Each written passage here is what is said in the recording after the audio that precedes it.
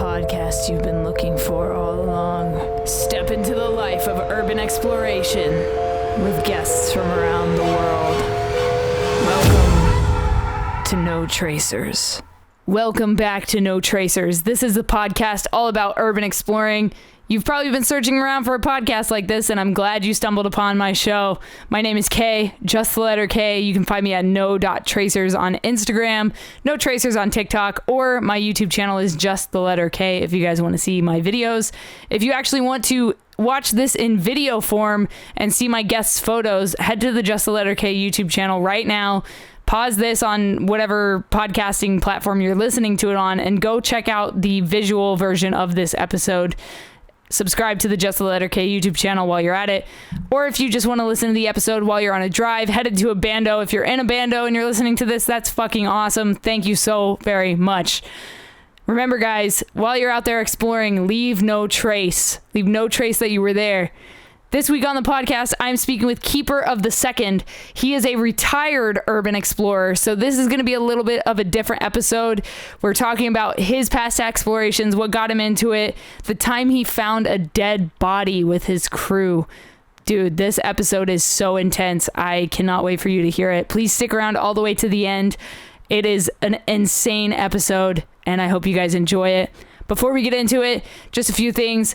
If you want to support the show, if you want to support me as an artist, you can do a couple things. I have a book out called No Tracers, an Urban Explorer's Diary. I just released a duffel bag. So if you carry costumes, if you carry props around into these bandos, if you carry a bunch of gear with you, check out these duffel bags. They're super sick. They say no tracers all around. And on the top and bottom, they say leave no trace. They're super heavy duty and I'm super excited about them. So if you guys want to support me, please check those out at justtheletterk.com/no tracers. The last thing I need to do is thank our partner here on the podcast, and that is Liquid Death Mountain Water. If you've never heard of it, well, I've got an ad for you in 3, 2, 1. From the streams of the Austrian Alps comes a new kind of water, a water that is sure to raise you from your grave. If you're tired of buying cases of plastic water bottles that contain carcinogens and God knows what else, or if you're trying to lower your waste footprint, Liquid Death comes in beautifully rugged aluminum cans. Murder your thirst with a can of Liquid Death. Check the link in the description and use code JustTheLetterK at checkout for 10% off your order. Liquid Death. Murder your thirst. So if you guys want 10% off of Liquid Death Mountain Water, head to liquiddeath.com, pick up a case or however many cases of water you would like. Pick up a set of koozies and then use code JustTheLetterK for 10% off your order. Thank you, Liquid Death, for partnering with me on this podcast and my other podcast, Project Freelance, which is all about freelancing. So if you guys are into freelancing, if you're a freelance photographer and you need some tips on how to grow your business, check out Project Freelance. I'm starting season 8 up this month, so I'm super excited for that. All right, without further ado, KeeperOfTheSecond, please introduce yourself and how long you've been exploring to the No Tracers audience. I go by multiple names, but my name is KeeperOfTheSecond. I go by Keeps for short. I have been exploring for 12 plus years, and now I am fully retired from exploring. So tell me what first got you into urban exploration. Like, what made you catch this bug? I wouldn't call it a bug per se. I was going down a dark path, and my buddy Millie, she actually brought me to this whole community. She's the one who pretty much started my flame for this community, and 12 years now, I've done it. So tell me about your first exploration. What was the first experience you had? Where did you go? What did you guys explore? And what was it like? What made you kind of want to go back and keep doing this thing for, 12 years? That's a long time to do anything, but especially for urban exploring. Like, what was your first exploration? Take me into that. Honestly, the first exploration was a factory. It was a giant brewery factory, and we actually got to explore it fully. And she was just like, "Hey, we're going to go explore a factory. You want to come?" I was like, "Damn, fuck it. All right, let's go." So we packed our bags, we went on, and she threw me my first camera, and I was there shooting away with them and exploring, learning what they have learned throughout their years of exploring, and learning through just experiencing the history that was left there, experiencing everything, you know. Yeah, definitely. And so did you after so Millie gave you like a chance to shoot on a camera, like when did you get your own like photography equipment? Like when did you dive more into that? I actually kept that camera that she gave me. I kept it throughout the years. She was like, I don't use it no more. She already had a second camera. That was her own camera that she had. She gave me her other one that she didn't use. And I went just from there. I just went all throughout that whole time, throughout the years. And then just recently, I actually transferred over to a Canon R, one of those Canon R cameras, and I fell in love with it. Nice. Yeah, it's awesome that you were gifted the gift of photography. You know, I think that that is such a special thing to be gifted a camera. Definitely. And I have a similar story. You know, I was gifted a camera from a guy that wanted me to assist him on a shoot. So it was super cool to be given a camera, and I'm sure you feel the same way. For you, for people that are just getting into urban exploring, I know you're retired, but like for those that are just getting into the hobby, do you have any gear recommendations like backpacks, shoes, lights, anything like that? And honestly, I wouldn't, honestly, the gear is up to you. Gear is full on up to you. I would recommend, I would honestly, gear wise, I would say, because this whole community is toxic now. Throughout the whole years, I've seen this community go toxic. It's everybody's fighting for this perfect shot. Everybody's fighting for it. Everybody's going to, talk crap about you behind your back, not even knowing you. Everybody's going to be, in general, this community has gone the wrong path. The gear that I would say is to have the right mindset for this community. If you don't have the right mindset for this community, then you're done. This community will eat you alive. Urban explorers, I can tell you this straight on facts. Urban explorers are assholes to each other. We're dicks. We'll be an asshole. If we don't like you, we're going to straight up tell you. We're going to straight up tell you about that. It's the mindset of the game. If you don't have the mindset, then find a new hobby. That's what I would recommend. Yeah, I mean, I've seen it. Finding a new hobby. I've seen it myself, man. Like, especially on like Facebook pages and stuff like that. Like, it's so toxic over there. You know, people just like trash talking each other. Mm-hmm. Like, you don't even know who this person is. You know, and you're still like just a keyboard warrior behind the scenes, just talking mad shit. And it's like, it makes it less fun for people, you know. That's why I try to like stay off things like the Facebook groups, just because of that. Like, it's not even worth the energy to like give them the time of day, you know. It's honestly not worth it's not even worth it. It's not worth it. But like I said, it's just the mindset. You have to have the mindset. You have to have the mind for it, because one wrong move on social media, one wrong move in real life exploring, you're fucked. Like, that one step could either get you arrested, could get you badly injured, or even killed in the real world. In you're trying to make connections over social media throughout these urban explorers who have years upon years on you. One wrong step, your name is done for.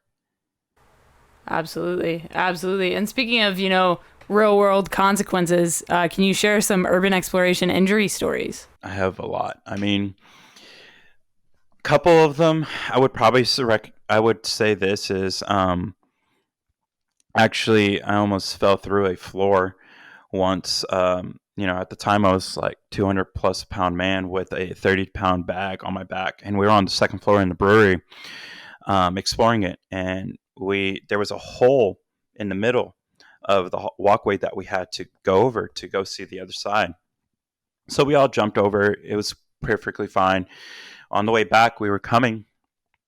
I was the last person to jump, and my foot got caught and I almost fell through that floor. Excuse me. And but I had 5, 6 people on with me, and they all pulled me up. And next thing you know, my whole leg is like legit bleeding from it, scars everywhere. The next one was we're actually getting to this one silo factory, and we had to walk through legit a mile and a half of blackberry bushes, which have thorns, by the way.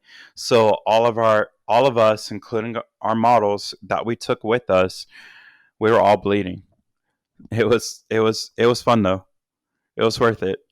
It's always worth it, at the end of the day. Like, even though some people have on this show, we've heard stories of like people getting impaled on spike fences, and I've had my own fair share of injuries over the years, and it's always it seems to be always worth it, and we always keep doing this thing. And so what made you do this for 12 years? Like, tell me about the mentality you had going into it. I know that you feel very differently about the community now, but back then, like, what made you continue doing this? What made you love urban exploring? What made me love urban exploring, honestly, was the fact that it was my getaway. It was legit my drug to get away from real life. I've throughout the years I've been, honestly, I've been suffering from depression. I've been, emotionally, mentally, physically abused throughout the years, and this was my drug. This was my getaway. Urbex was everything to me. Um, after Millie passed away, I wanted to continue her legacy, and this was a way for me to continue her legacy, but as well for me personally, it was my getaway. It's a drug. Urbex is a drug. I used in 2 years ago, I was going nonstop, like full on ham. I was going every month, about once a week, every month. My crew and I, we were already packed up. The car was ready. We're going. We'll see y'all in a week. We'll be back. So we would explore hospitals, factories, anything. You name it, we would probably be exploring it. It was my fire. It was legit my fire. My friends who I made throughout the years, through all this, the community, throughout the time of my 12 years, it was, we were always pushing each other to our limits, pushing us to the max. You know, get up, do our thing. Normal day for us would be get up at 4 a.m., drive off to the first location, go on, be done by like midnight, get up at 4, all over again. And that was the thing. It was making memories. It was meeting new people, meeting new things, learning new things. My first self, I don't count myself as a professional photographer. I count more serve as of an amateur, still learning after doing it for 12 years. I'm still learning.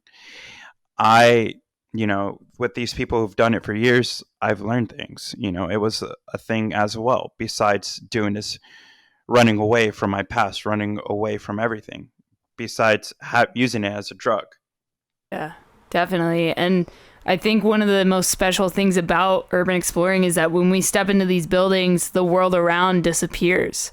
Can you talk more about that feeling and what you've experienced as far as that goes?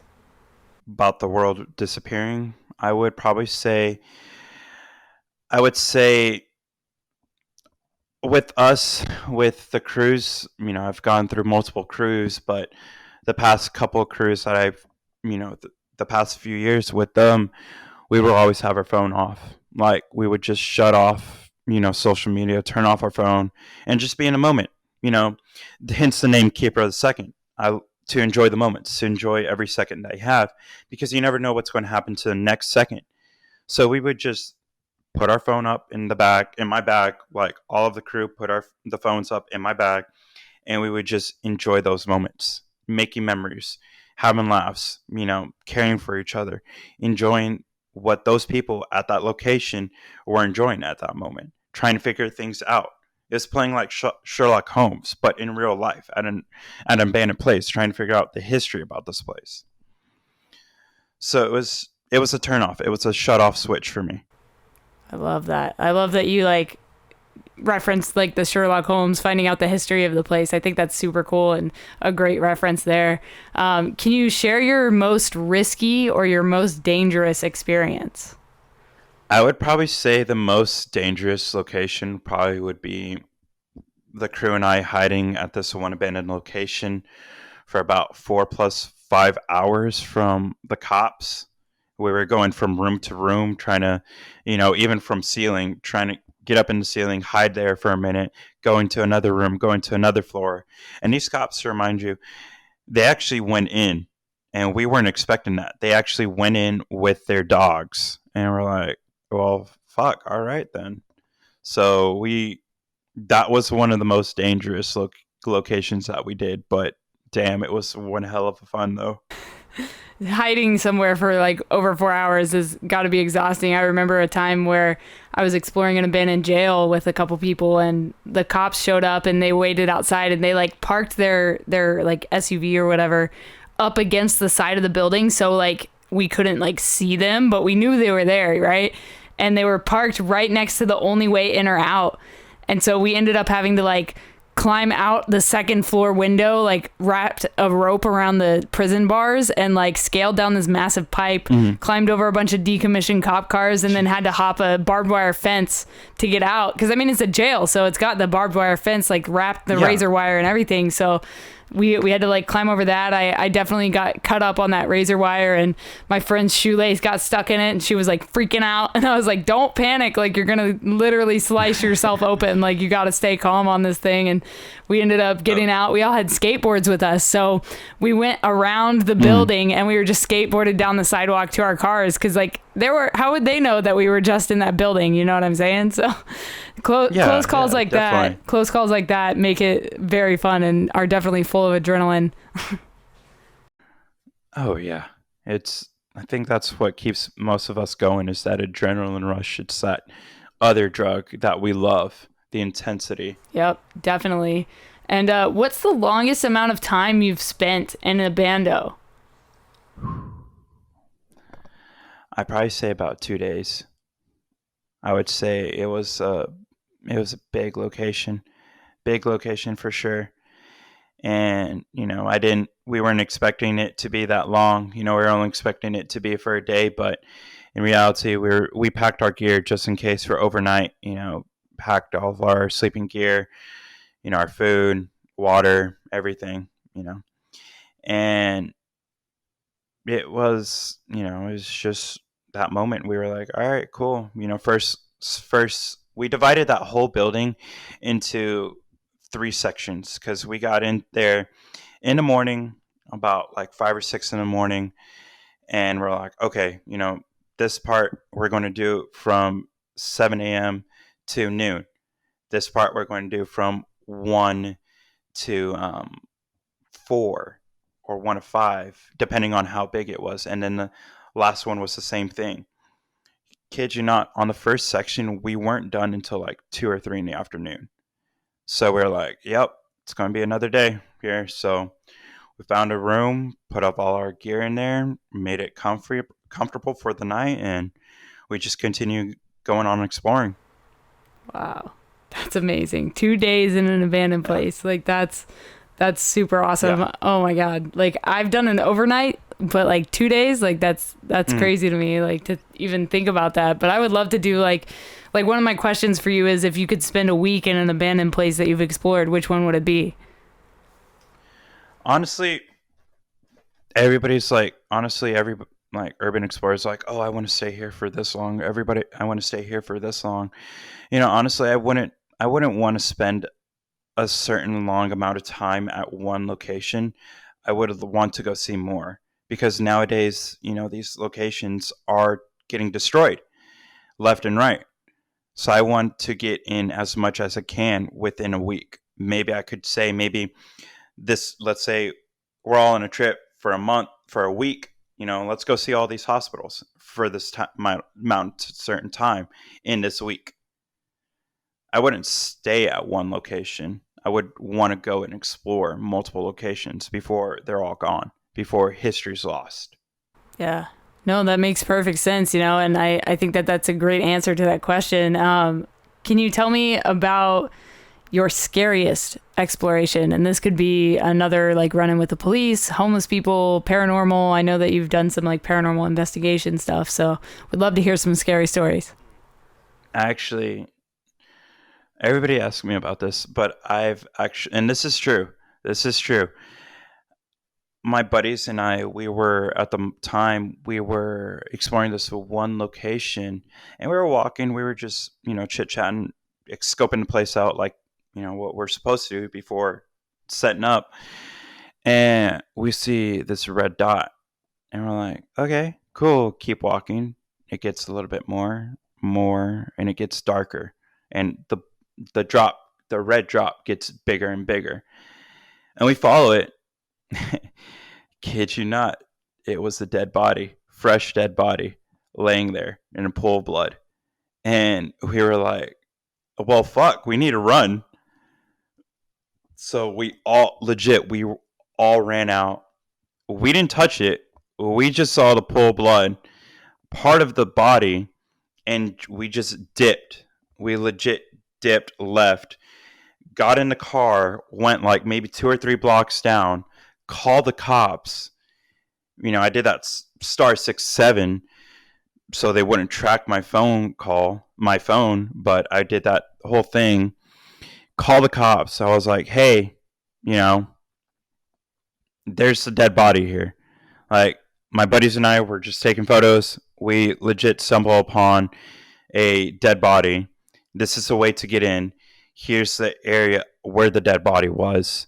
There you go. We waited there for maybe 10-15 minutes, and kid you not, that whole place got sealed up by the FBI, everybody. Oh my God. This is like the third or fourth week in a row where I've had a guest tell me that they found a dead body or like multiple bodies or like a skull. Like it's, people don't realize that some sketchy stuff happens in these places that because they are so like shut off from the world and so hidden, and it's like situations like that, like they are scary for sure. I mean, that's terrifying to like stumble upon something like that. It's like I said earlier too, it's like you have to have the mentality, you have to have the mental. If you're not mentally stable for these locations or for even to do this hobby, then don't do it. Because I've seen multiple people do this, having this like, oh, I'm ready, I can do it, okay, cool, come on. As soon as they get there, no, I can't do this, man, I gotta go. I'm like, all right, then don't lie to yourself. Actually talk to yourself. Think about it for a couple days. Because you'll get a trust. Either way, it's like, we're doing this illegally, but it's the hell of it. We're doing it for fun. We love it. Or either, B, we might get killed. Who knows what's going to happen or whatever. Yeah. No, it's so true. It's so true. And to on a lighter note, can you tell me about your favorite? No, you're good. I mean, those stories are like really important to share. I think I feel like not enough people know that stuff happens. But can you tell me about your favorite exploration overall, if you have like one that you can pick out? My favorite one, I would probably say, is my last one, running with Millie's crew. That one was my favorite one. That was the most enjoyable and cherishable one, if that's the right word. It was, we, after, 6 years into exploring, 6 years of doing this nonstop with her crew, we grew a bond, and we could tell like our bond was strong, like outside of urban exploring, we would invite all of their family to come over to have dinner with, my family. We would do some vice versa with everybody. And we could tell this was going to be our last exploration because most of those people in that crew did it for 20 plus 30 years, and they were about to wrap it up. And I could tell that they're about to retire. They're about to hand over, everything, that the knowledge. Thankfully, they handed me that night, they handed me a map that I'm still continue working on doing my research about it. But that night it was a click.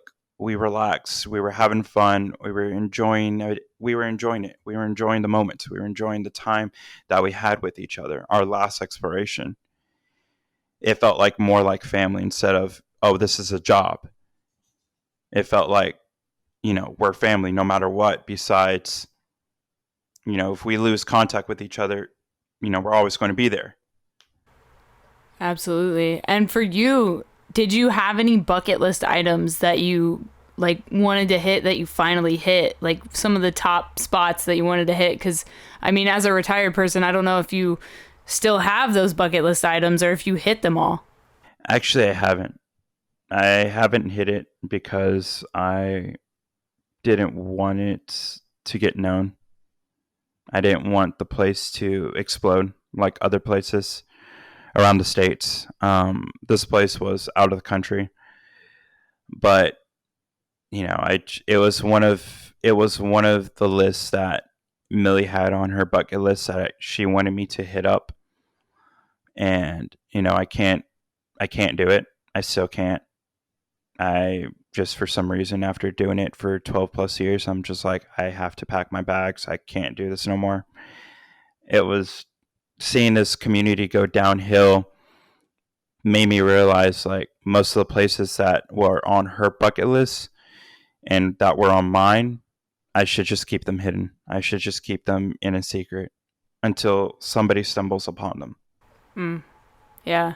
No, I mean, you got to cherish those locations, because like you said, they'll blow up and then they'll get destroyed over time because that's what happens to all the good spots. Vandals come in and they start destroying shit, and it's like you're ruining the fun of urban exploring like completely.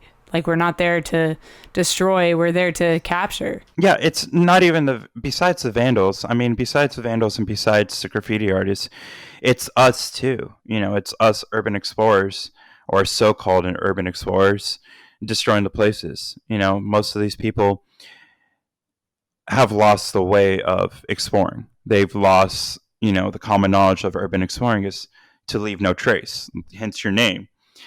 Leave only footsteps. Absolutely. Yeah. I mean, and that's why I say leave no trace at the end of every episode. That's the most important thing right there, is to just leave footprints, and for you, what is something now that you wish you knew when you started exploring? Don't follow the cloud. Don't follow anything. Be yourself.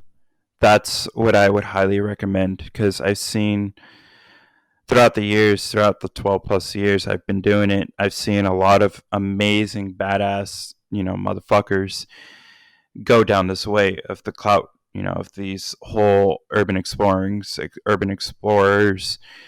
following their traces, be yourself. That's, don't follow the group, be yourself. I went my own path. I stopped following the clout because I was there for a minute. I was there for a year or two. I followed that clout. I was it on my Instagram. That's why I used to have 200 to 300 photos on average. Those likes were about maybe 300 to 400 likes per photo. And I was part of that clout. I was chasing clout. I was trying to be the next urban exploring with Josh. But it clicked with me one day. I was like, I'm going the wrong path. I need to step away. I need to rethink my name, rethink everything. Why am I doing this? What is the reason? It's most of these people who do it, you do the urban exploring now. It's, they see a video of these well-known urban explorers and they're like, oh yeah, I can do it. Okay, do it. If you can't, then don't. If you're going to follow somebody, then don't do it, because you're ruining it. You're ruining the community. You're ruining what people fall for, what people like. These people that I follow, these people who I talk to on a regular basis, they do this. They do urban exploring because of people have depression, people have anxiety, people have anger issues, people have PTSD. It's a way for us urban explorers to get away from the world. throughout overall with these years, like you were asking, just be yourself. Don't follow anybody's footsteps. Don't try and be the next or exploring with Josh. Don't try and be cinematic set. Don't try to be those assholes who pretty much ruin the community and as well with other people. I'm sorry, but I'm following my own footsteps. I'm going my own way. I retired. I'm done. Talk shit, cool. I know I'm going to get talk shit. That's fine. But I'm speaking the truth. Absolutely, man. The truth needs to be told. For sure. Thank you so much for coming on here. Do you want to share your Instagram or your YouTube channel on here? I think I'm good. You can find me at KeeperOfTheSecond. What a powerful fucking episode that was. Wow. Keeper of the Second, thank you so much for coming on the No Tracers podcast. If you guys enjoyed this episode, please let me know by leaving a rating and feedback. It means a lot to me that you guys are so honest and open on this show. It's a very vulnerable thing to step out from behind your photos and share these stories. So I really appreciate you guys that come on this show.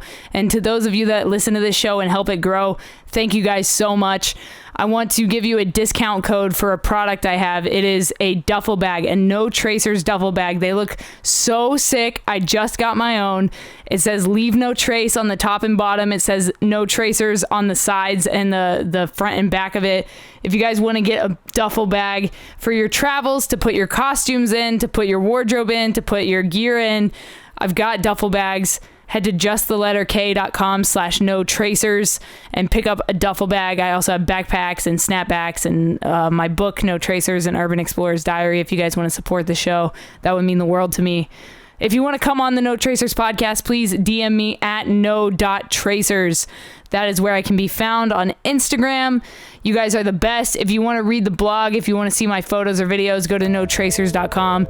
Otherwise, I will talk to you next week with another guest. Stay strong, keep enduring, go out, go explore something, and remember, leave no trace.